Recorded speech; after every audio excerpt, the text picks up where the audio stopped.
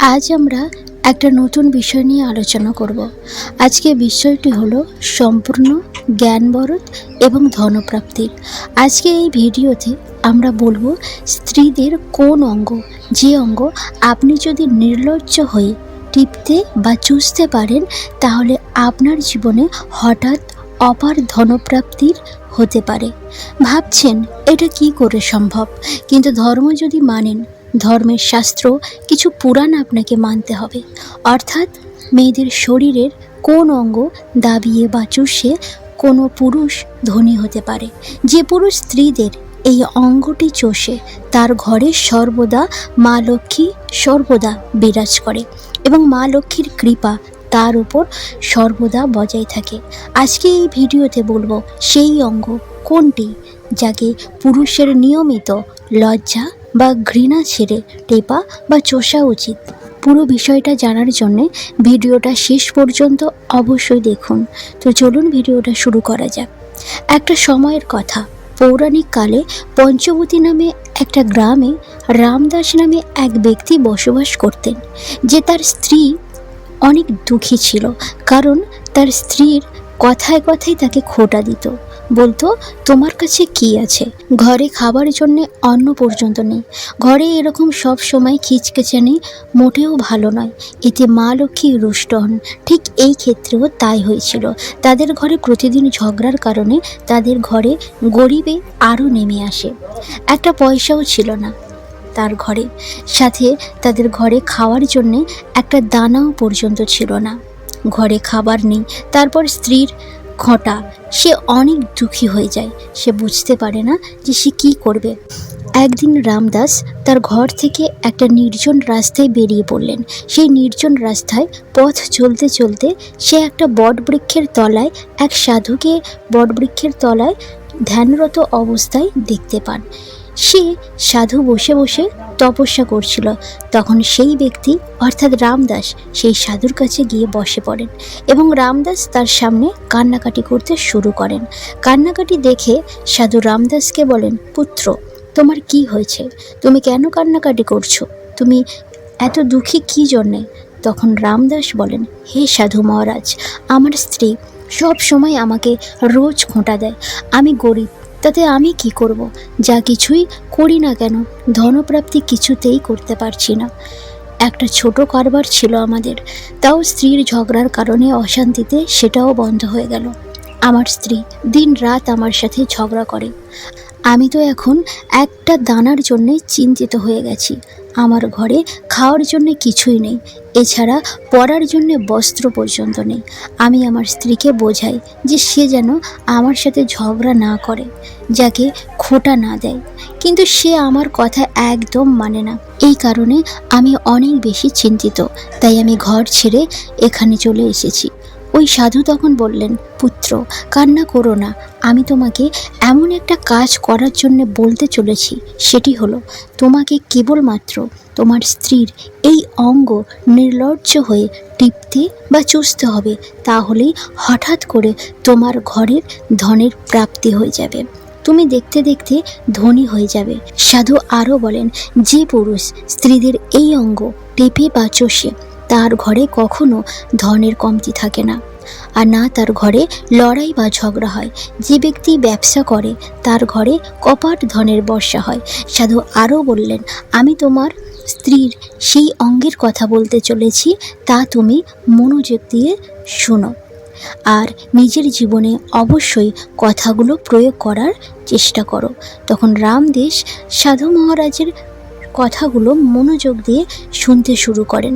সাধু মহারাজ বলতে শুরু করেন, তিনি বলেন, আজ আমি তোমাকে একটা কাহিনী বলবো, শোনো। একটা গ্রামে এক কৃষক থাকতো। তার অনেক জমি জমা ছিল, যেখানে সে দিন রাত পরিশ্রম করত। তার ঘরে কৃষক ও স্ত্রী থাকতো। সেই কৃষক ও তার স্ত্রীর মধ্যে অনেক প্রেম ছিল। তার ঘরে কোনো প্রকার ঝগড়া লড়াই হতো না। এই কারণে তার ঘরে মা লক্ষ্মী সর্বদা বাস করত।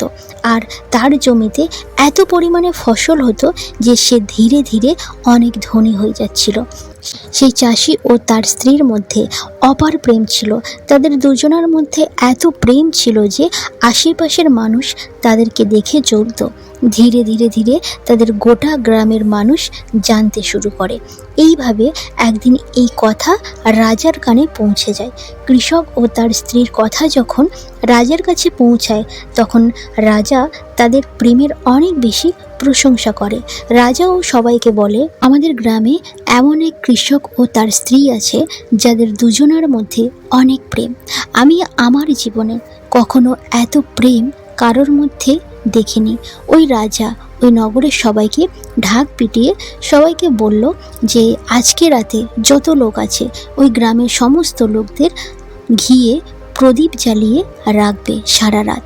তখন রানী জিজ্ঞেস করলেন, প্রশ্ন করলেন, মহারাজ আপনি সবাইকে ঘরে প্রদীপ কেন জ্বালতে বলছেন?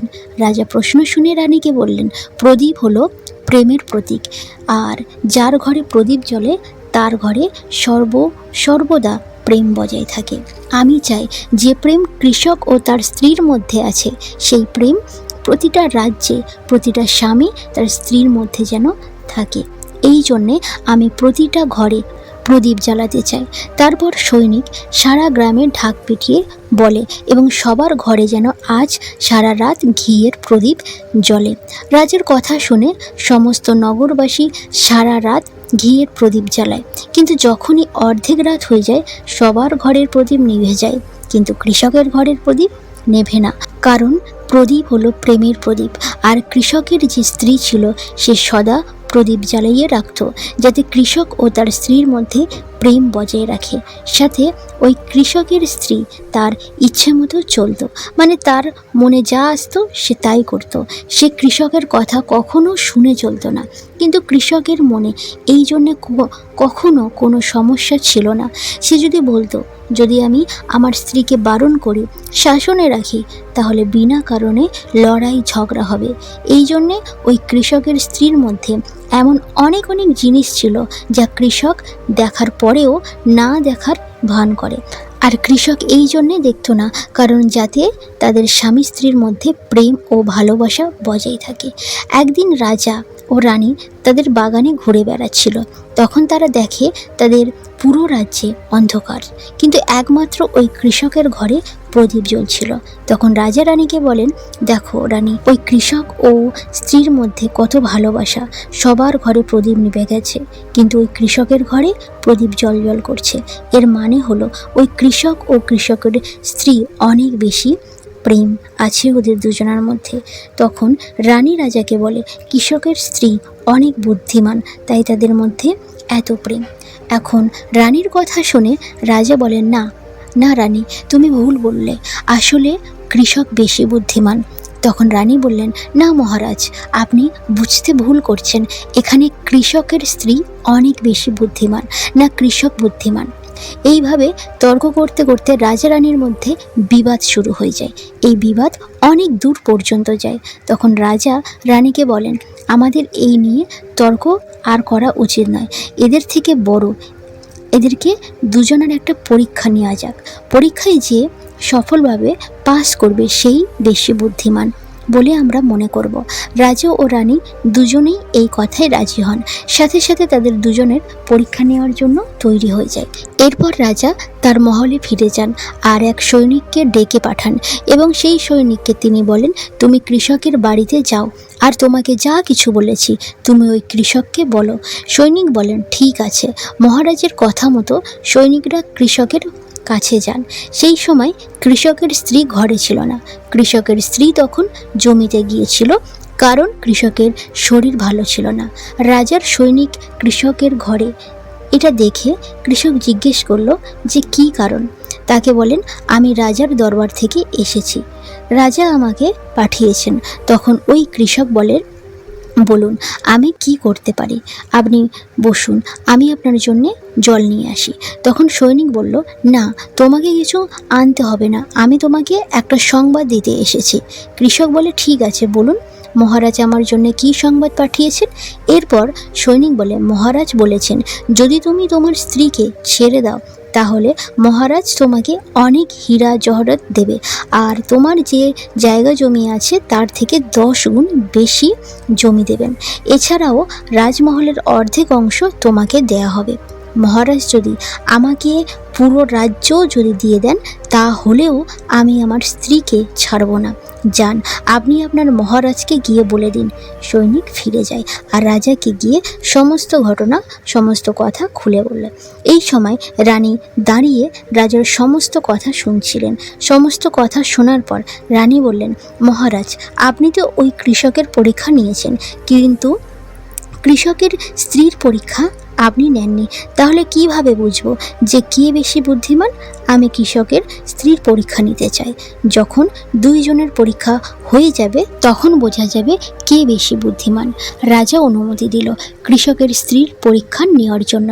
এরপর রানীও একজন সৈনিককে পাঠালেন এবং তাকে বললেন, আমার কথা কৃষকের স্ত্রীকে বলবেন, আর মনে রাখবেন এই কথা তখনই বলবে যখন কৃষক থাকবে না। সৈনিক রানীকে সমস্ত কথা বলে দিলেন, কি বলতে হবে সবই বলে দিলেন। এরপর সৈনিক কৃষকের ঘরে যান আর দরজার বাইরে দাঁড়িয়ে আওয়াজ দেয়। কৃষকের স্ত্রী ঘর থেকে বেরিয়ে আসে। বলুন, কি হয়েছে? কেন আমার বাড়িতে? সৈনিক কৃষকের বউকে বললেন, আমাকে রানীমা পাঠিয়েছেন। কৃষকের স্ত্রী বলল, বলুন কী জন্যে পাঠিয়েছে? সৈনিক বলে, যদি তুমি তোমার স্বামীকে মেরে ফেলো তাহলে রানীমা অনেক হীরা জহরত দেবে, সাথে তার রাজমহলের অর্ধেক অংশ তোমাকে দেবে এবং যতটা জমি আছে তোমাদের তার থেকে 10 গুণ বেশি দেবে। এই কথা শুনে কৃষকের স্ত্রী বললেন, ঠিক আছে, যদি রানীমা আমাকে এত কিছু দেন তাহলে আমি রাজি। আমি আমার স্বামীকে অবশ্যই মেরে ফেলব। তখন সৈনিকরা জিজ্ঞেস করেন, রানীমা কিভাবে বুঝবেন যে তুমি তোমার স্বামীকে মেরে ফেলেছ? আমার ঘরে ওই যে প্রদীপ জ্বলছে, যখন আমি কৃষককে মেরে ফেলব তখন তা আমি নিভিয়ে দেব। তখন রানীমা বুঝতে পারবেন যে আমি কৃষককে মেরে ফেলেছি। সৈনিক তারপর রাজমহলে ফিরে গিয়ে রানীমাকে সব কথা খুলে বললেন। রানী কৃষকের স্ত্রীর কথা শুনে অনেক অবাক হয়ে যায়। রানী আর রাজার স্ত্রীর জাতির প্রতি ঘৃণা তৈরি হয়।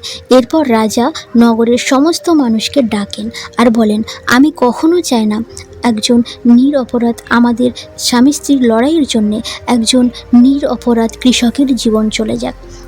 তোমরা যেমন করেই হোক এই কাজটাকে বন্ধ করো। তোমরা সকলে মিলে কৃষকের ঘরে যাও, তারপর কৃষককে সমস্ত কথা জানিয়ে দাও। কৃষকের প্রাণ বাঁচাও, না হলে তার স্ত্রী তাকে মেরে ফেলবে।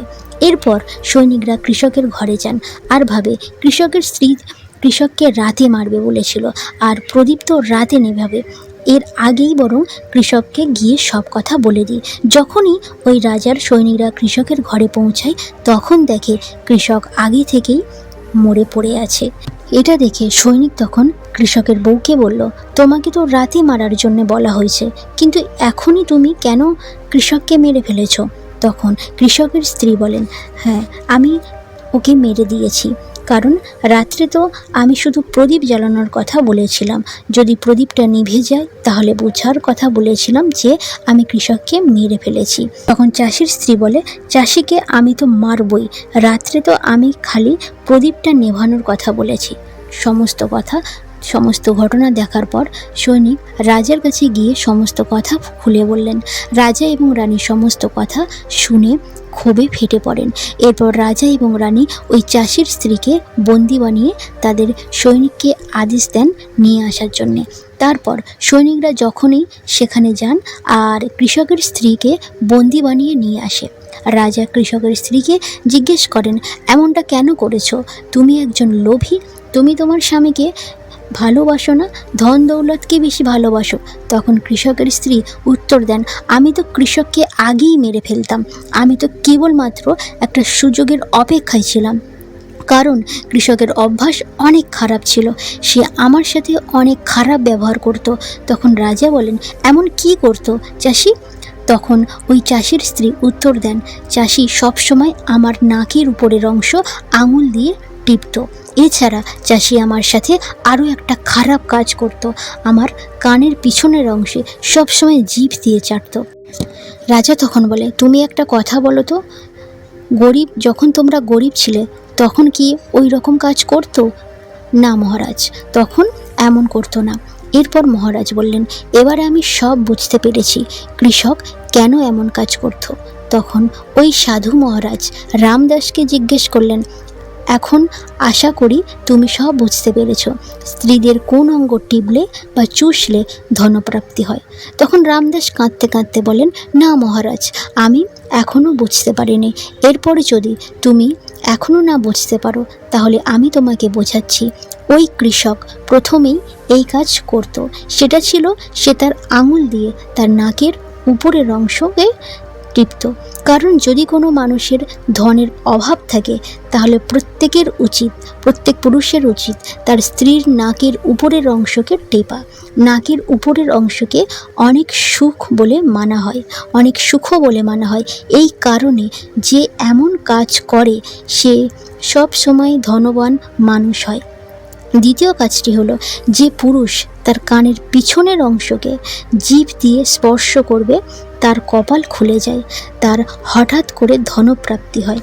এমনটা কেন হয়? কারণ স্ত্রীদের কানের পিছনের অংশে মাতা লক্ষ্মী বাস করে। যখন আপনি এমনটা করেন তখন মাতা লক্ষ্মী আপনার উপর প্রসন্ন হয়ে যায় আর আপনার ঘরে অপার ধনসম্পত্তির বর্ষা হয়। আপনারা একটা কথা শুনে থাকবেন যে স্ত্রীকে মাতা লক্ষ্মী বলে মনে করা হয়। এই কারণে সংসারে মনুষ্য এই দুটো পবিত্র কাজ যদি করে তাহলে তার ঘরে সর্বদা ধনসম্পত্তির অভাব থাকবে না এবং ধনসম্পত্তি ভরে যাবে। যা এই কাহিনীতে কৃষক তার স্ত্রীকে করত। কিন্তু যখনই আপনি এই কাজ করবেন তার আগে আপনার স্ত্রীকে সমস্ত কথা খুলে বলবেন, তা না হলে আপনার অবস্থা এই কৃষকের মতন হতে পারে, আপনার জীবন কৃষকের মতো হতে পারে। তাই সমস্ত কথা আপনি আপনার স্ত্রীকে খুলে আগে বলবেন। তো বন্ধুরা, আজকে ভিডিওটা কেমন লাগলো? ভিডিও যদি ভালো লাগে অবশ্যই লাইক করবেন, কমেন্ট করবেন আর ভিডিওটা অবশ্যই বন্ধুদের সঙ্গে শেয়ার করবেন। নতুন হয়ে থাকলে প্লিজ চ্যানেলটিকে সাবস্ক্রাইব করবেন, পাশে থাকা বেল আইকন প্রেস করবেন যাতে আমি যখনই ভিডিও বানাবো আপনার ফোনে নোটিফিকেশন চলে যায়। আপনি অনেক ভালো থাকবেন, সুস্থ থাকবেন। ধন্যবাদ।